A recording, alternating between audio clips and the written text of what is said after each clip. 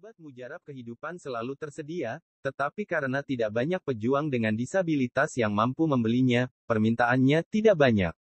Jadi pemerintah Amerika menjual sejumlah obat mujarab setiap tahun untuk mendapatkan uang secara perlahan. 11 miliar. Sebuah suara terdengar dari sudut rumah lelang. Suara mendesing. Gambar Wargot segera muncul di platform tengah dan senyum bahkan muncul di wajah Wargot ini. Banyak suara diskusi yang sengaja diredam langsung muncul. 11,5 miliar, suara lain berdering dan Wargot yang awalnya berada di tengah peron menghilang.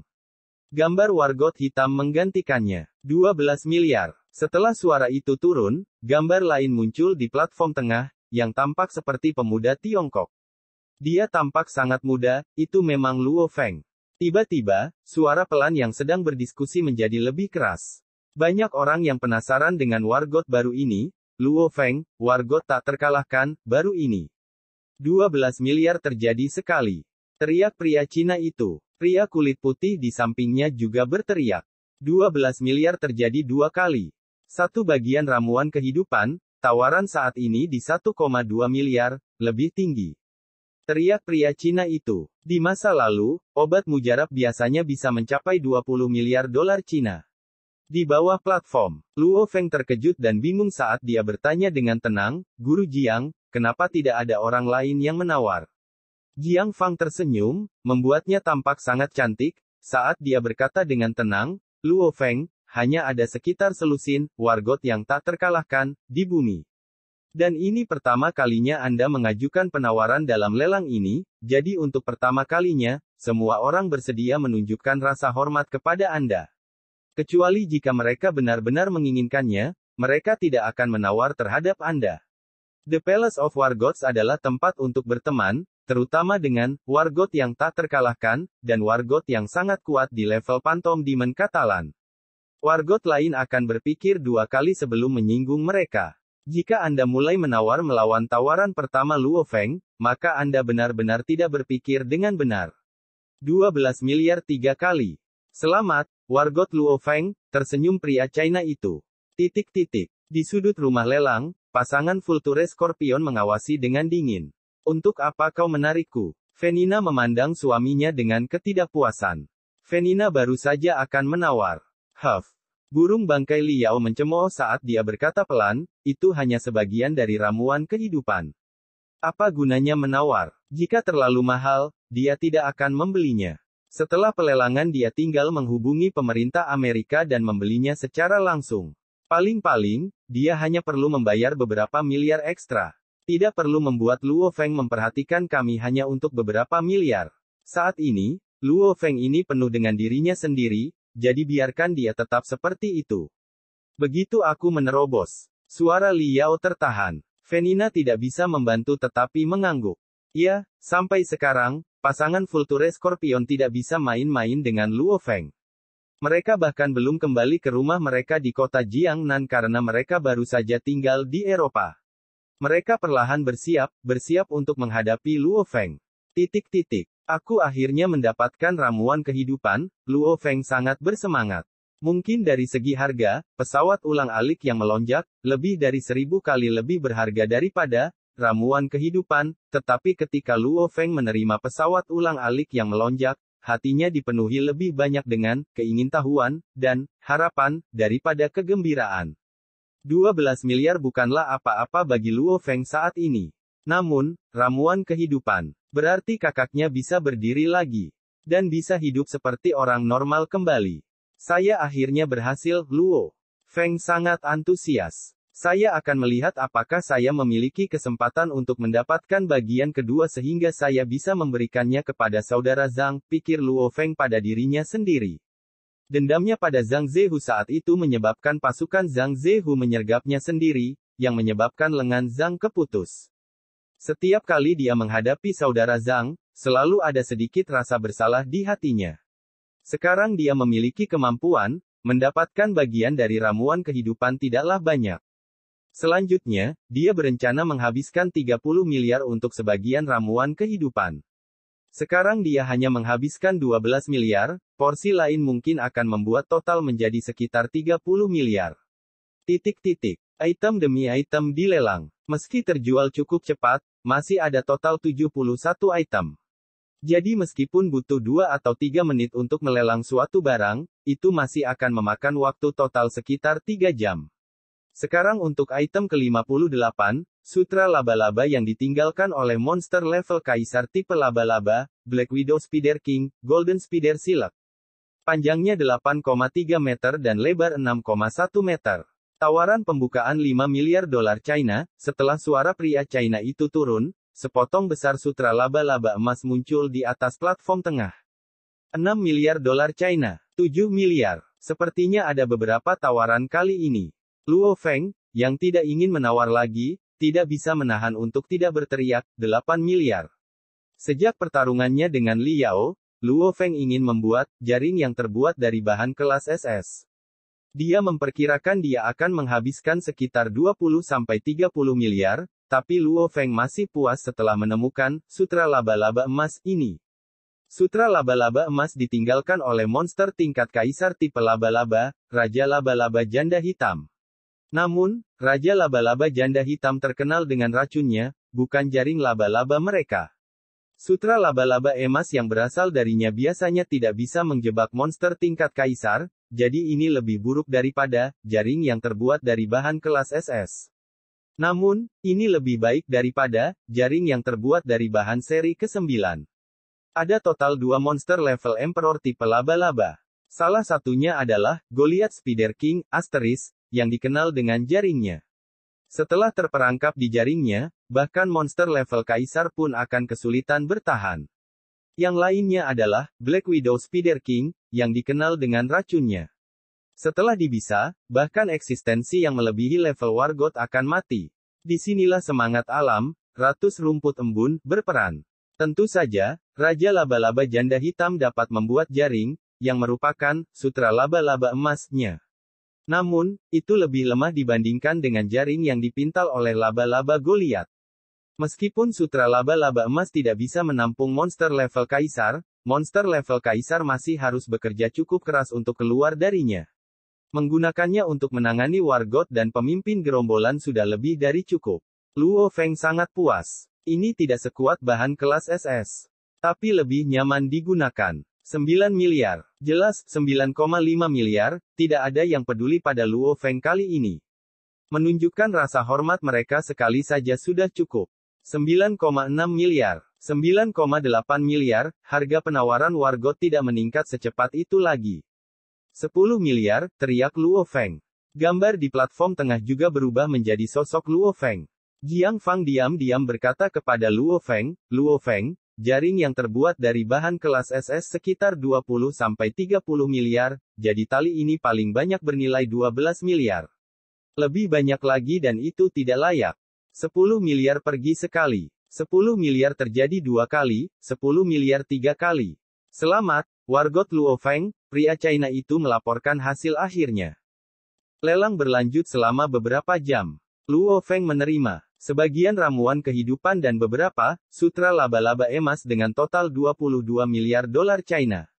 Setelah pelelangan berakhir, Luo Feng diseret ke lobi oleh Wargot Dojo of Limits, di mana ia berkenalan dengan beberapa Wargot yang sangat terkenal dari Dojo of Limits.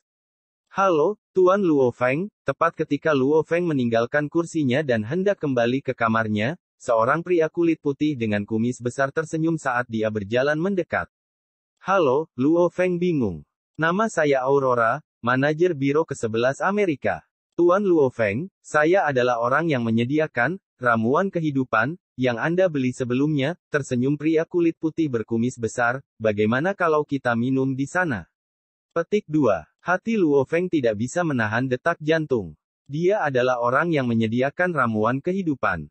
Oh, oke, tersenyum Luo Feng. Aurora berkumis besar tidak bisa menahan untuk tersenyum karena kegembiraan. Ada terlalu banyak orang yang ingin berteman dengan Wargot yang sangat kuat seperti Luo Feng, jadi Luo Feng biasanya mengabaikan sebagian besar dari mereka. Hanya karena ramuan kehidupan dia semakin dekat dengan Aurora. Keduanya duduk dan bersenang-senang mengobrol. Bapak, Aurora, saya ingin membeli bagian lain dari ramuan kehidupan dari Anda. Apakah itu tidak apa-apa? Tanya Luo Feng. Oh, obat mujarab kehidupan adalah milik pemerintah, jadi saya harus menyerahkan aplikasi Aurora Ragu. Aku tidak akan mempersulitmu. Saya bersedia membayar 20 miliar, kata Luo Feng. Oh. Aurora tersenyum, Luo Feng adalah teman dari biro ke-11 kami. Meski agak merepotkan, jangan khawatir dan serahkan pada saya. Saya akan memberikan bagian lain dari ramuan kehidupan menggunakan harga yang Anda gunakan untuk membeli bagian pertama, 12 miliar dolar China. Bagaimana dia bisa membuat Luo Feng membayar 20 miliar dolar, bahkan sejak pelelangan resmi? Hanya bisa membuat harganya mencapai sekitar 20 miliar. Jadi hanya dengan menawarkan harga yang lebih rendah dia bisa membangun hubungan mereka. Itu akan bagus sekali, terima kasih, tersenyum Luo Feng. Hanya ungkapan untuk menghemat 8 miliar, hanya orang bodoh yang tidak akan melakukannya. Kota Yangzhou, sektor Mingyue. Fajar musim panas di bulan Agustus masih cukup sejuk dan menyegarkan. Anda bisa melihat para pejuang melakukan pemanasan di sektor ini di mana-mana. Bahkan Luo Feng sedang berjalan-jalan di sektor ini saat dia menghirup udara segar dan menyesuaikan dirinya sendiri. Pagi, Paman Wang. Saat Luo Feng berjalan, dia akan menyapa orang-orang yang dia kenal. Bapak, Luo Feng, terdengar suara naik. Luo Feng menoleh dan melihat dua remaja datang. Salah satu dari mereka bahkan membawa ransel saat dia berlari menuju Luo Feng.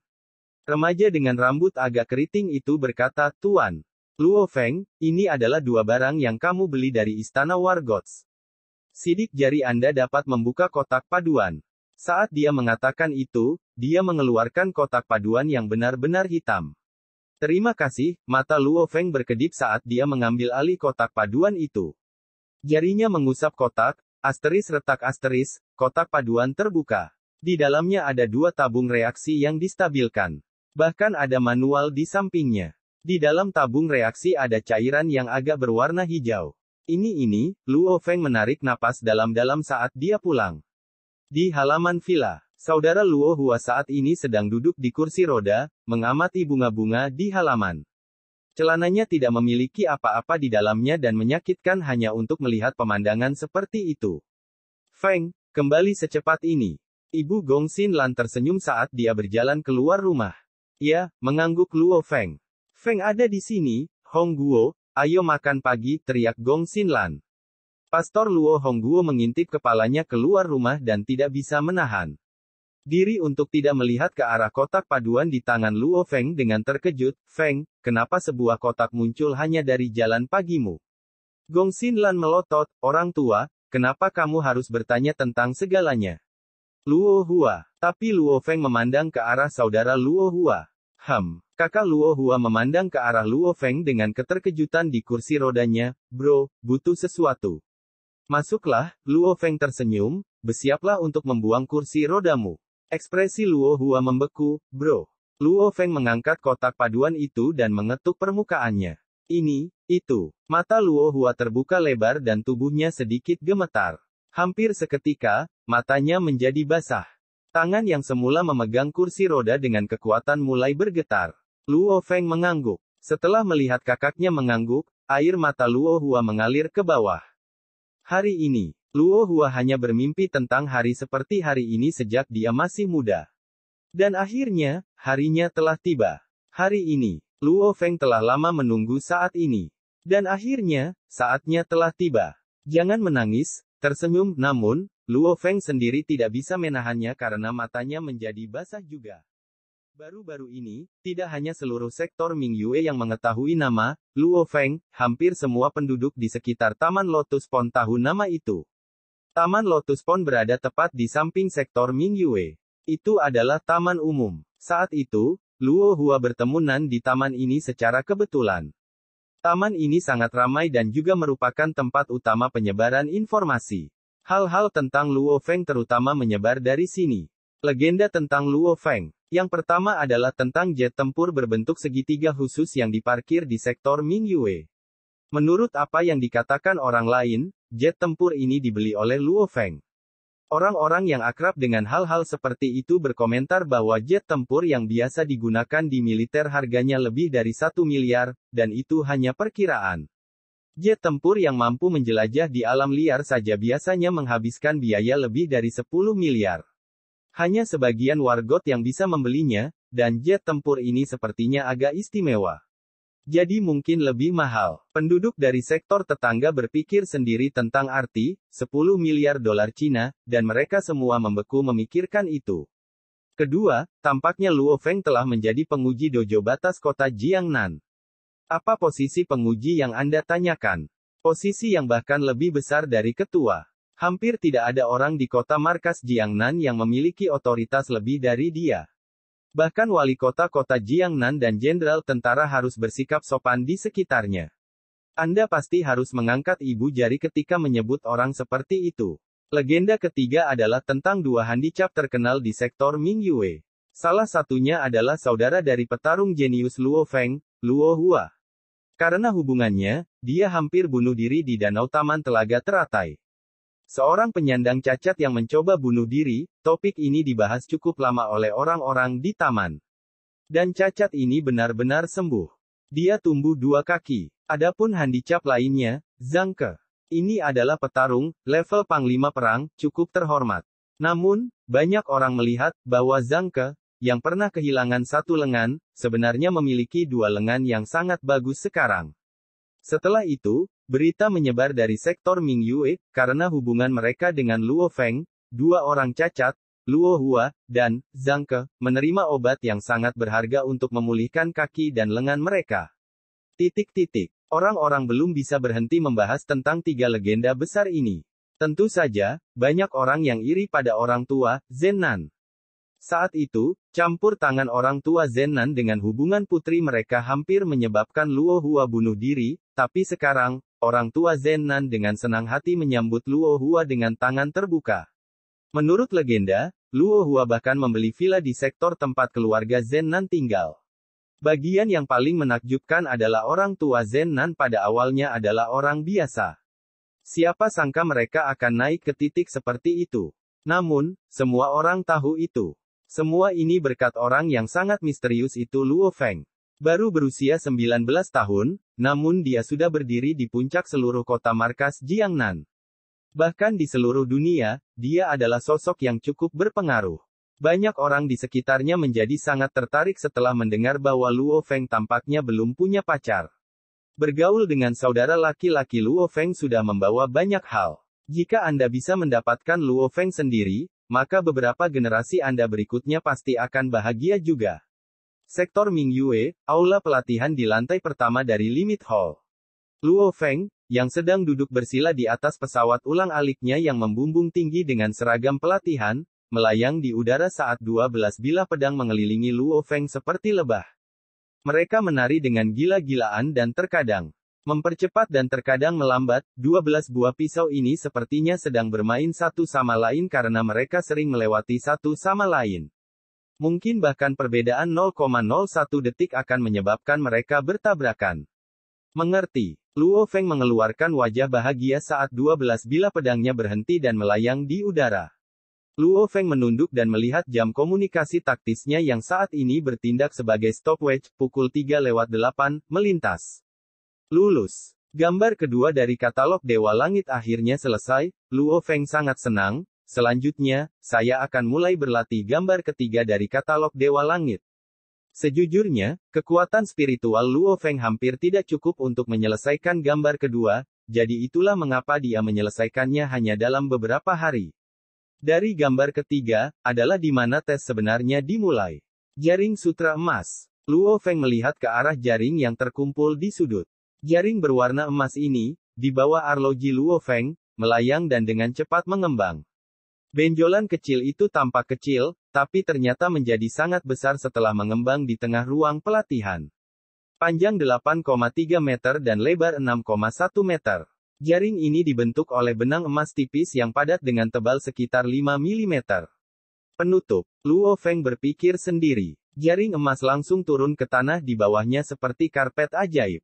Menangkap. Jaring emas, seperti telapak tangan, langsung menutupi mesin uji kekuatan tinju ke samping.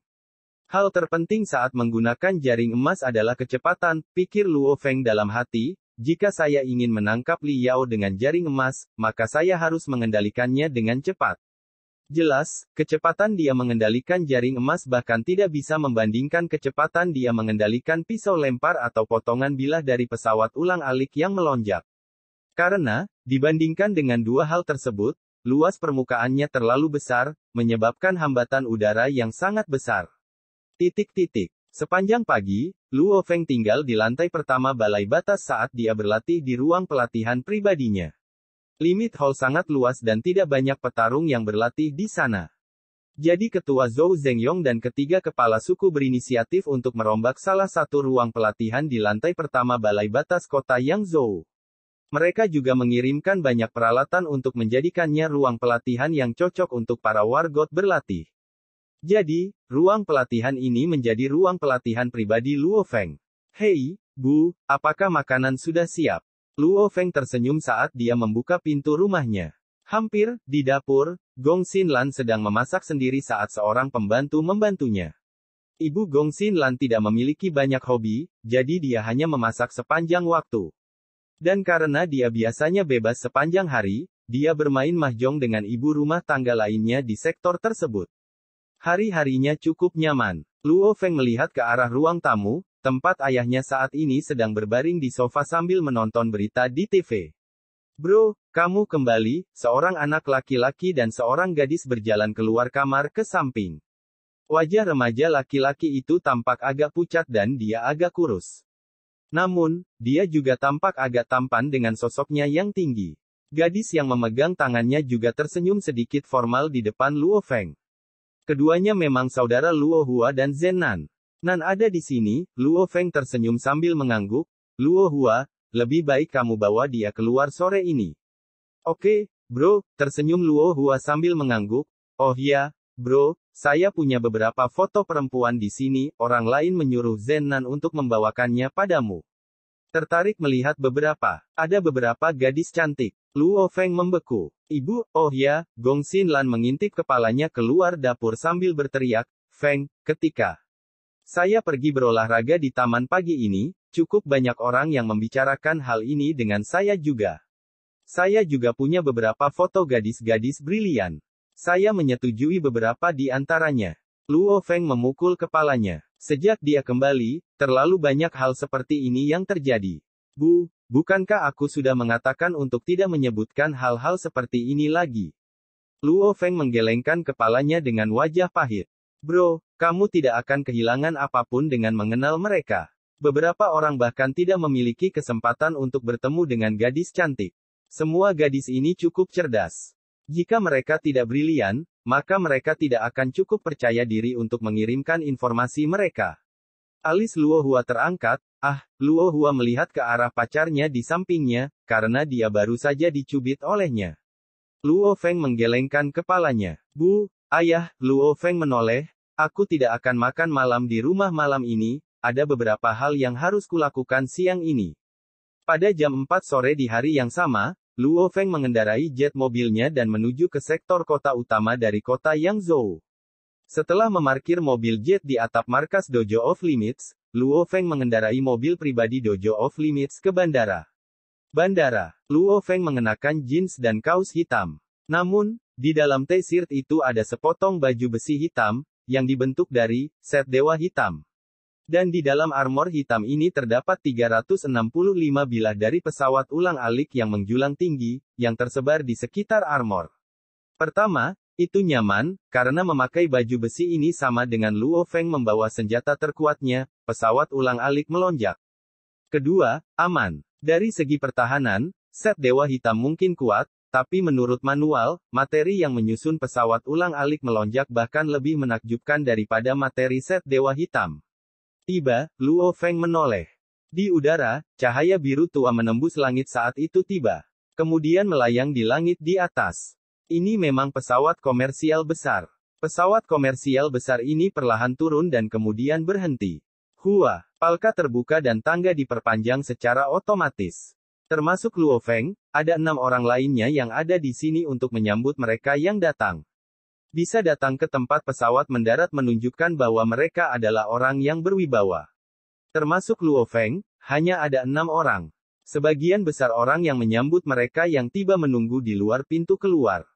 Su Xin, Luo Feng mengangkat kepalanya dan melihat ke atas. Di antara banyak penumpang yang menuruni tangga, salah satunya adalah seorang gadis yang mengenakan kemeja berkerah hijau muda dan celana jeans, yang benar-benar menarik perhatian Luo Feng. Di bawah hari musim panas yang menyegarkan, sosok Su Xin terlihat jelas. Sejak dia masih muda, aura unik Su Xin membuatnya menjadi lebih menarik. Di sekolah menengah, Su Xin seperti tetangga. Ketika dia adalah seorang manajer di bar lantai pertama Aliansi Hari, dia memberikan perasaan sebagai pekerja profesional. Luo Feng mengakui bahwa dia telah tertarik pada Su Xin sejak tahun pertama di sekolah menengah. Su Xin juga melihat ke bawah dari tangga dan tidak bisa menahan senyum ketika dia melihat Luo Feng di bawah. Para penumpang terus berjalan. Ketika Su Xin berjalan dari tangga, dia langsung menuju Luo Feng. Dia memiliki senyum cerah, dan saya pikir Anda tidak akan datang. Kapan saya pernah melanggar kata-kata saya, tertawa Luo Feng. Su Xin, terdengar dari belakang. Luo Feng tidak bisa membantu tetapi untuk melihat ke atas. Seorang pemuda yang tampaknya berusia sekitar 20 tahun berjalan mendekat. Pakaian dan sepatunya jelas mahal, dan arloji di pergelangan tangannya, juga sepertinya merek terkenal. Senyumannya memberikan perasaan bahwa dia secara alami dari kelas atas. Luo Feng mau tidak mau bertanya kepada Su Xin, keluarga Su Anda. Tidak juga, kata Su Xin pelan. Remaja itu melirik Luo Feng. Pakaian Luo Feng cukup normal, seperti seorang mahasiswa sembarangan. Pemuda dengan elegan mengulurkan tangannya saat dia tersenyum, halo, nama saya Sun Chao, saya tidak tahu apakah Anda Su Xin. Ah, Luo Feng. Sebuah suara gembira terdengar. Luo Feng menoleh dan melihat saudara laki-laki Su Xin, Su Gang, dalam setelan jas saat dia berlari dan tersenyum penuh semangat. Setelah melihat pemuda di sampingnya, dia tersenyum, siapa sangka saya akan bertemu Luo Feng tepat ketika saya kembali. Haha, ini bagus. Ah, Sun Chao, mari saya perkenalkan. Ini adalah pacar saudara perempuanku, Luo.